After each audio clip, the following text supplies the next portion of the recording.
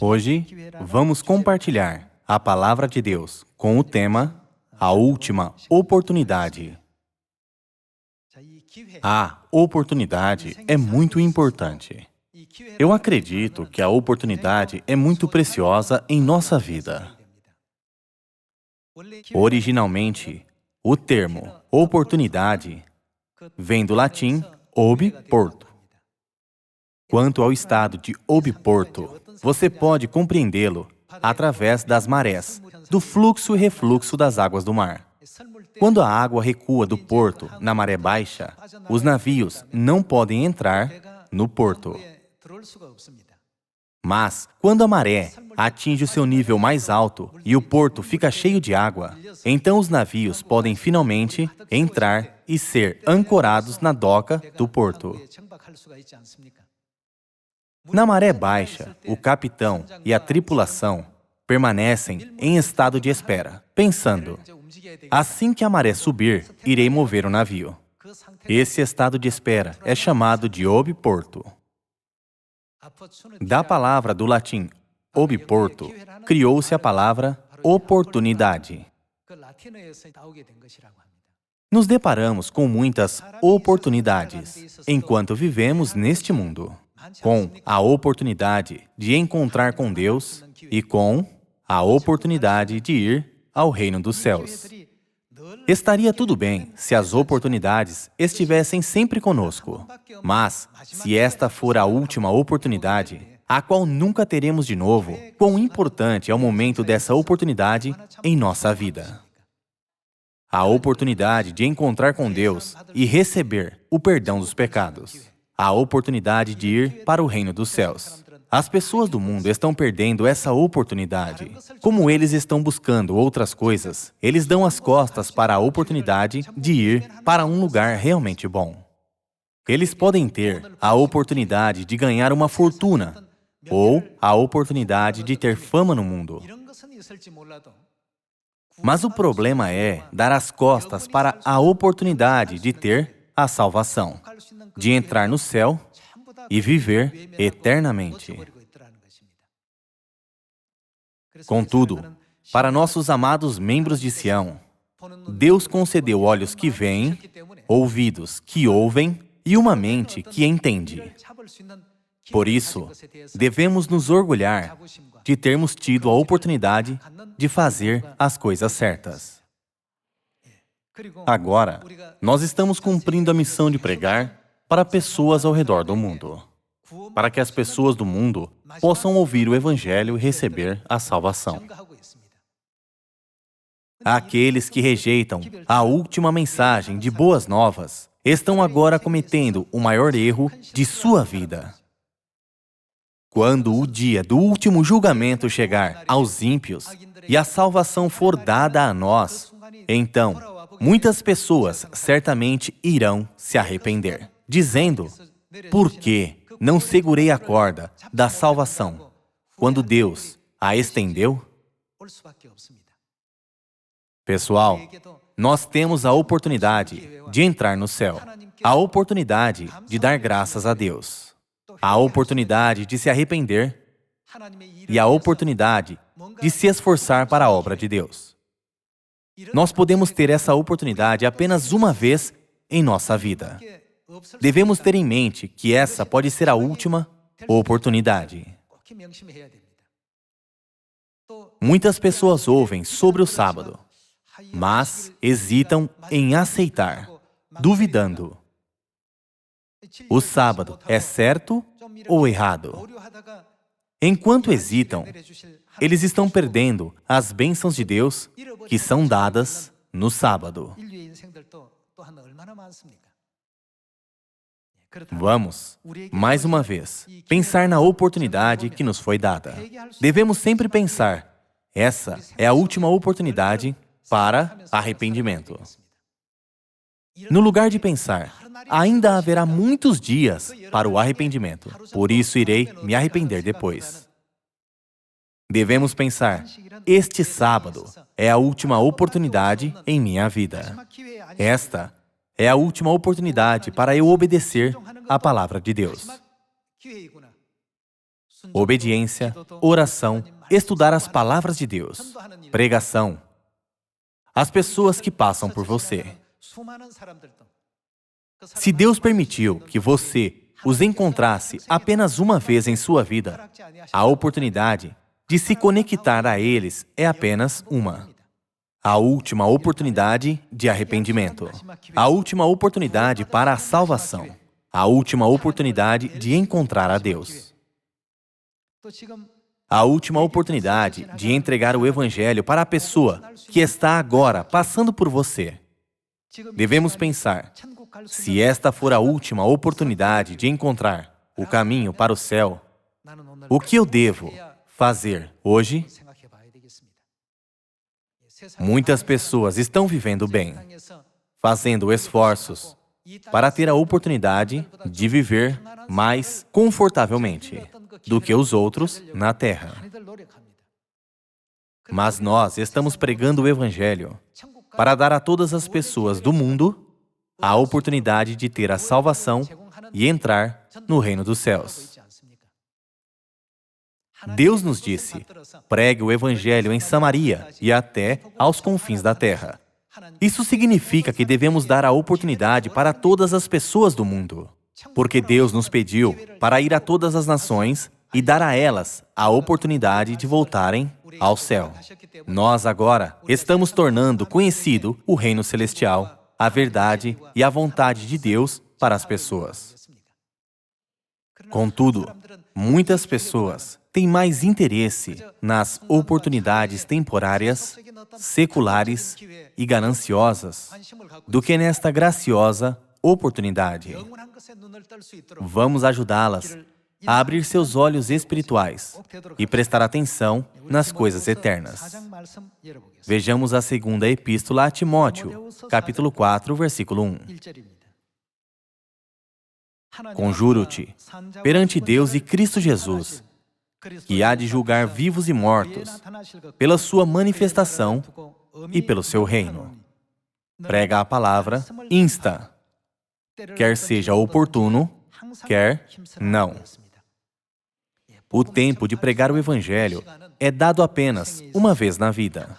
Essa é a última oportunidade.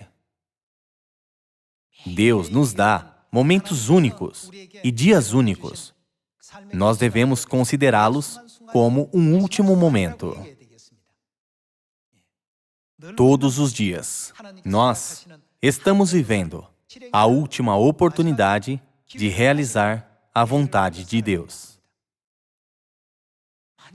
Se o hoje é a última oportunidade em minha vida, como eu devo vivê-lo? Pelo que devo viver? Vamos sempre pensar sobre isso. A Bíblia, a Palavra de Deus, nos guia da seguinte forma: prega a palavra, insta, quer seja oportuno, quer não. A Bíblia nos diz para pregar a palavra, sendo oportuno ou não, tendo oportunidade ou não. Vejamos o versículo 2. Corrige, repreende, exorta com toda a longanimidade e doutrina. Pois haverá tempo em que não suportarão a sã doutrina. Pelo contrário, cercar-se-ão de mestres, segundo as suas próprias cobiças, como que sentindo coceira nos ouvidos. E se recusarão a dar ouvidos à verdade, entregando-se às fábulas. Tu, porém, sê sóbrio em todas as coisas, suporta as aflições, faze o trabalho de um evangelista, cumpre cabalmente o teu ministério. O que Deus nos pediu para fazer? Faze o trabalho de um evangelista, cumpre cabalmente o teu ministério. O trabalho de um evangelista é pregar, certo? Hoje, através da palavra, Deus nos concedeu a mais graciosa e correta maneira de viver, a oportunidade de pregar o Evangelho. Não vamos guardar a palavra de Deus para nós, e sim compartilhar com as pessoas que não sabem sobre isso. Vamos para o livro de Isaías, capítulo 6. Livro de Isaías, capítulo 6, versículo 8. Depois disto, ouvi a voz do Senhor, que dizia: a quem enviarei. E quem há de ir por nós? Disse eu, eis-me aqui, envia-me a mim. Deus estava procurando por um profeta que iria entregar a sua vontade, dizendo, a quem enviarei? E quem há de ir por nós? Naquele momento, o profeta Isaías respondeu, sem hesitar, eis-me aqui, envia-me a mim. Pessoal, Deus nos pediu para pregar a palavra, quer seja oportuno, quer não. Ele nos deu a oportunidade de pregar e cumprir a sua vontade. Deus abriu todas as oportunidades para os filhos de Sião se tornarem profetas e também para toda a humanidade aproveitar a oportunidade. Na Bíblia, há um profeta chamado Jonas. Ele deveria ter obedecido o mandamento de Deus. Mas, quando foi pedido a ele para entregar a palavra de Deus, ele preferiu fugir, não cumprindo a vontade de Deus, porque ele temia o povo de Nínive.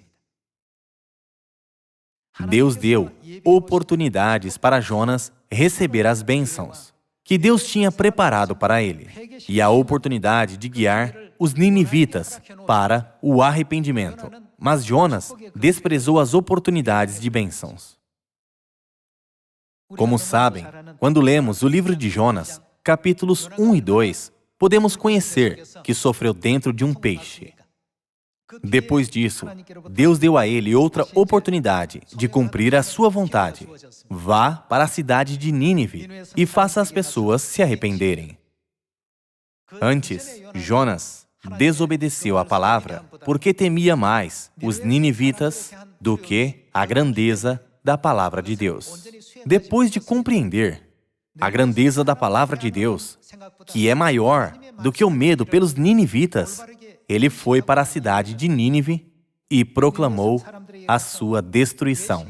Então, o que aconteceu com as 120.000 pessoas em Nínive? Todas se arrependeram.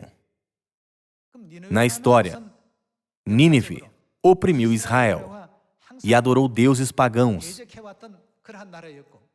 Embora eles não acreditassem em Deus, mas adorassem deuses pagãos, Deus mandou seu profeta a este país. Depois disso, muitas mudanças aconteceram lá. Jonas pensou, tanto faz eu morrer dentro do peixe ou na mão dos ninivitas. Eu vou morrer de qualquer maneira. E proclamou a vontade de Deus corajosamente. Então, algo totalmente diferente de seu pensamento aconteceu. 120.000 pessoas em Nínive se arrependeram. Até mesmo coisas inacreditáveis aconteceram. O rei de Nínive reconheceu a Deus, confessou a Deus e se arrependeu de seus pecados, cobrindo-se com pano de saco. Pessoal, quando somos chamados e enviados como mensageiros de Deus, se ficamos com medo do ambiente exterior, nenhuma obra se realiza. Deus já tinha preparado tudo para que as 120.000 pessoas na cidade de Nínive se arrependessem. E então enviou Jonas. Mas Jonas não compreendeu completamente o grande plano de Deus e apenas focou nas condições externas dos ninivitas. Por isso, ele ficou com medo.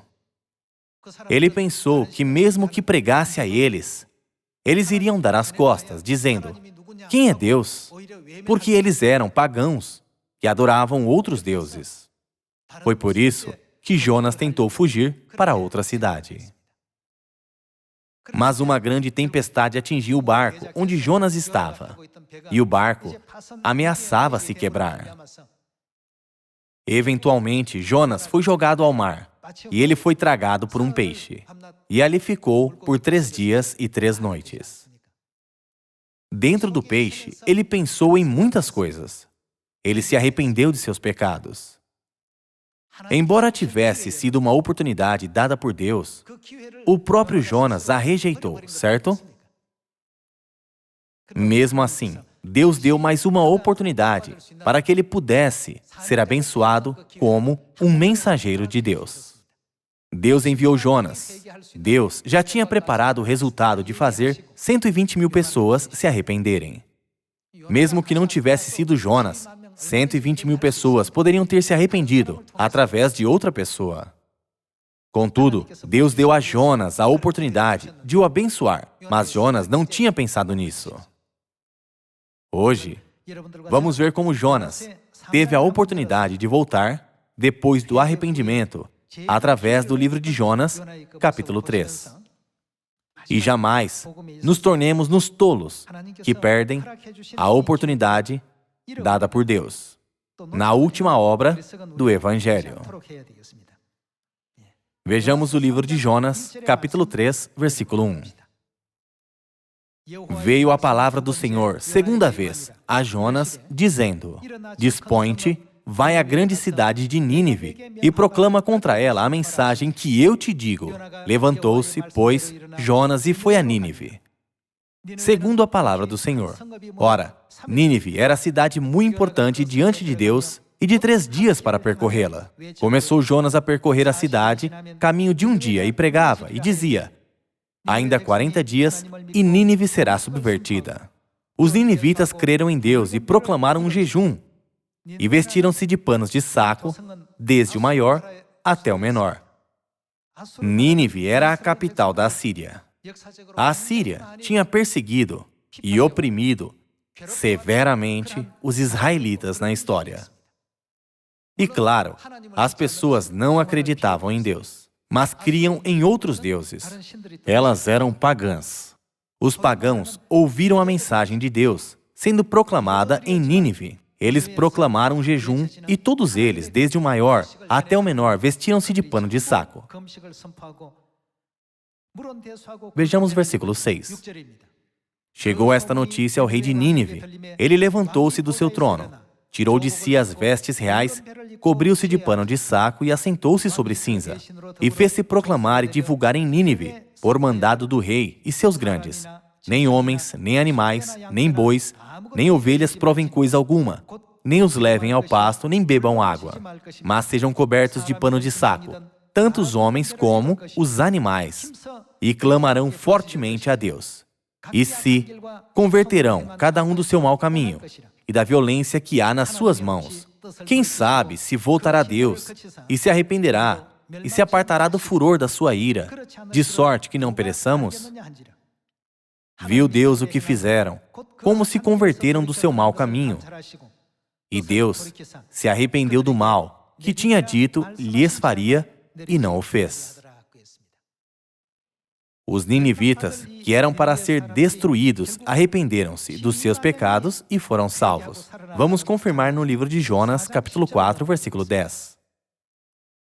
Tornou o Senhor: Tens compaixão da planta, que te não custou trabalho, a qual não fizeste crescer, que numa noite nasceu, e numa noite pereceu. E não hei de eu ter compaixão da grande cidade de Nínive, em que há mais de 120.000 pessoas, que não sabem discernir entre a mão direita e a mão esquerda, e também muitos animais? No fim, todos os ninivitas se arrependeram, e o rei emitiu uma proclamação e declarou um jejum. Por isso, a cidade de Nínive, que estava destinada a ser destruída, compreendeu a existência de Deus, ouvindo Jonas gritar: Deus irá destruir a cidade de Nínive. Por causa dessa notícia, todas as pessoas se levantaram e jejuaram com arrependimento.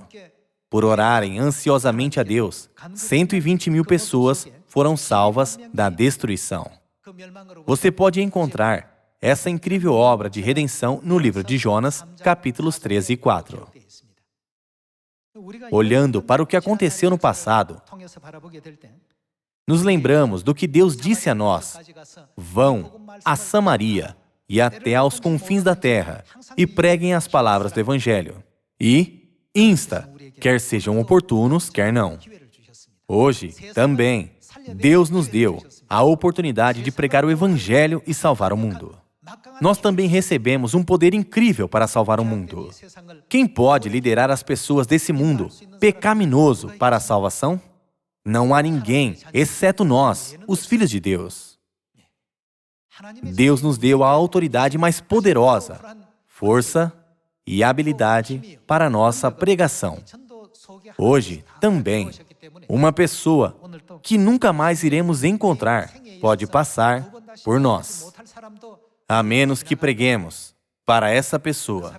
Hoje, é como se tivéssemos abandonado a última oportunidade de salvá-la. Não nos inclinemos para nossos próprios pensamentos, como Jonas fez, e sim, permaneçamos na fé, com a resolução de obedecer à vontade de Deus. O Pai sempre nos dizia, se vocês ouvirem a mãe, vocês terão um bolo de arroz mesmo enquanto dormem. Quando obedecemos à palavra, podemos encontrar bons resultados inesperados. Precisamos considerar importante salvar uma pessoa, 2 pessoas ou mais. Deus nos preparou para salvar 120.000 pessoas, como Jonas fez, e levar até 3.000 almas aos braços de Deus em um dia, assim como Pedro fez. O que eles fizeram para alcançar esses resultados? Eles alcançaram esses grandes resultados porque obedeceram à palavra de Deus e avançaram quando Deus lhes deu a oportunidade de pregar o Evangelho, certo? Vamos para o Evangelho de Mateus, capítulo 9. Devemos pregar o Evangelho a todas as pessoas do mundo, para que elas tenham a oportunidade de serem salvas. Evangelho de Mateus, capítulo 9, versículo 37. E, então, se dirigiu a seus discípulos. A seara, na verdade, é grande, mas os trabalhadores são poucos. Rogai, pois, ao Senhor da seara que mande trabalhadores para a sua seara. Deus deu a todos os seus filhos em Sião a oportunidade de trabalhar na colheita espiritual. Esta oportunidade é dada apenas para aqueles que têm ouvidos, que podem ouvir essa voz. Embora as pessoas tenham ouvidos, isso não significa que elas entendam essa voz. No começo, Jonas não conseguiu ouvir a voz de Deus corretamente. Quando Deus lhe deu o comando pela segunda vez, ele ouviu corretamente o que Deus falou a ele e colocou em ação. Irmãos e irmãs, Deus confiou uma grande obra a nós também, nos dizendo para ir a Samaria e até aos confins da terra e pregar o Evangelho a todas as pessoas do mundo, para que elas possam ter a oportunidade de se arrepender. Hoje também, vamos fazer esse bom trabalho, em prol das pessoas, e oremos pelo Evangelho. Nós continuamos a pregar a mensagem que dá vida a todas as pessoas. As boas novas sobre o Pai e a Mãe celestiais. E a verdade da Páscoa, através da qual obtemos vida eterna, de modo que o caminho para o céu possa ser aberto a eles. A pregação é dar às pessoas a oportunidade de entrar no céu, não é? Muitas pessoas não sabem sobre o céu e a salvação, nem a existência da alma. Por isso, elas vivem sem rumo, sem saber o motivo da vida, pelo que devem viver nesta terra, porque eles precisam comer e assim por diante. Vamos dizer a eles que o céu é o nosso lar. Na Epístola aos Hebreus, capítulo 11, diz, e se, na verdade, se lembrassem daquela de onde saíram, teriam oportunidade de voltar. Se eles pensarem, eu também quero ir para o céu, com certeza, quando ouvirem as boas novas, isso mostra que já foi dada a eles a oportunidade de retornar. Vamos continuar na Epístola aos Hebreus, capítulo 11, versículo 13. Todos estes morreram na fé, sem ter obtido as promessas, vendo-as, porém, de longe e saudando-as, e confessando que eram estrangeiros e peregrinos sobre a terra. Porque os que falam desse modo manifestam estar procurando uma pátria.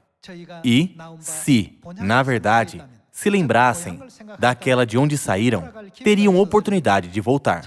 Mas, agora, aspiram a uma pátria superior, isto é, o quê? Celestial. Ao que a pátria celestial se refere? Se refere ao nosso eterno lar celestial, certo? Deus nos dá a oportunidade de voltar para lá. Quem na terra tem o grande poder de guiar as pessoas ao céu? Deus nos deu esse poder. Ele nos disse para realizar este trabalho em toda a extensão. Na parábola das minas, no Evangelho de Lucas, capítulo 19, o que Jesus disse àquele que ganhou mais 10 minas? Ele disse, terá autoridade sobre 10 cidades, não é? O que ele disse para aquele que ganhou mais 5 minas? Ele disse, terá autoridade sobre 5 cidades. Quão alegres serão todos os frutos que foram ganhados na terra, quando eles retornarem ao céu. Eles dirão, se você não tivesse realizado a missão de Deus, nós não nos tornaríamos no que somos hoje. Muito obrigado. Você guiou a mim, que estava destinado a morrer, para a salvação que o pai e a mãe abriram. O que seria de mim se você não tivesse vindo para pregar para mim? Obrigado.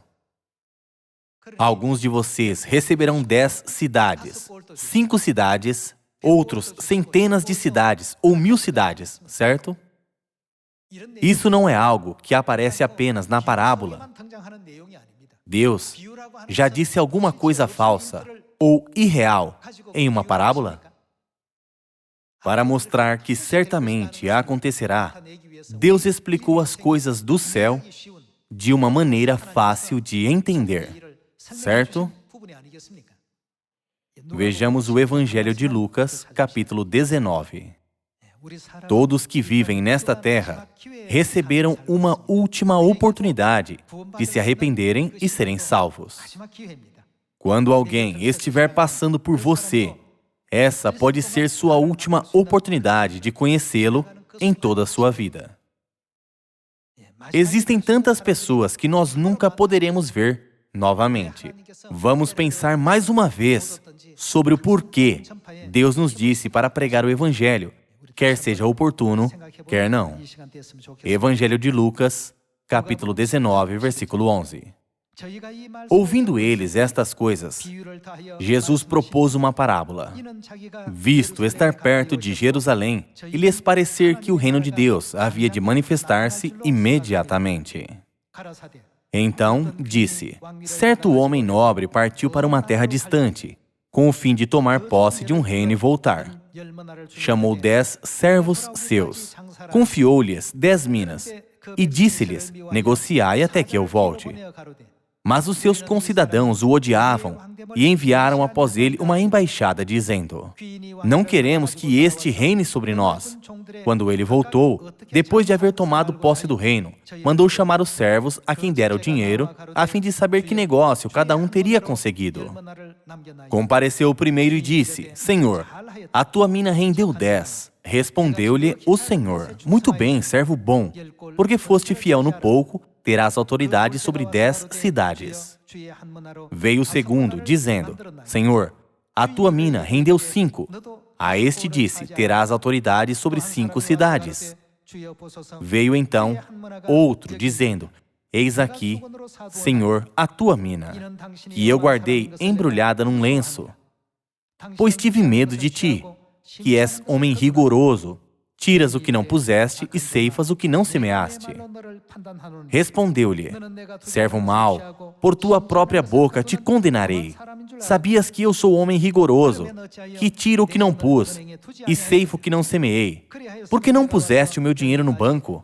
E, então, na minha vinda, o receberia com juros. E disse aos que o assistiam, tirai-lhe a mina e dai-a ao que tem as 10. Eles ponderaram, Senhor, ele já tem 10. Pois, eu vos declaro, a todo o que tem, dar-se-lhe-á. Mas ao que não tem, o que tem, lhe será tirado. Jesus não nos deu a parábola das minas sem nenhuma razão.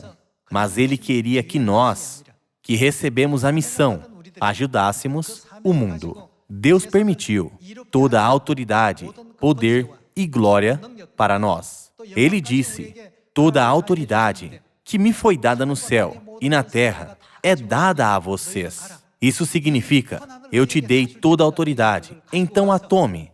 Vá e dê a todas as pessoas a oportunidade de receber a salvação. Para simplificar, Deus nos deu as chaves do reino dos céus. Mas, se tivermos as chaves, mas não abrirmos a porta, nós temos uma grande responsabilidade por isso. A pessoa que recebeu uma mina é aquela que possuía as chaves do reino dos céus, mas não abriu a porta do céu para as pessoas que queriam entrar. Há muitas pessoas que querem ir para o céu. Vamos dar a elas a oportunidade de entrar no céu. Pode ser a última chance para elas, ou pode ser a última oportunidade para nós, de abrir a porta do céu como o povo que tem as chaves do céu. Espero que possamos dar a oportunidade para muitas pessoas, como aqueles que ganharam 10 ou 5 minas a mais na parábola. Você deve orar muito e entender a missão que temos agora.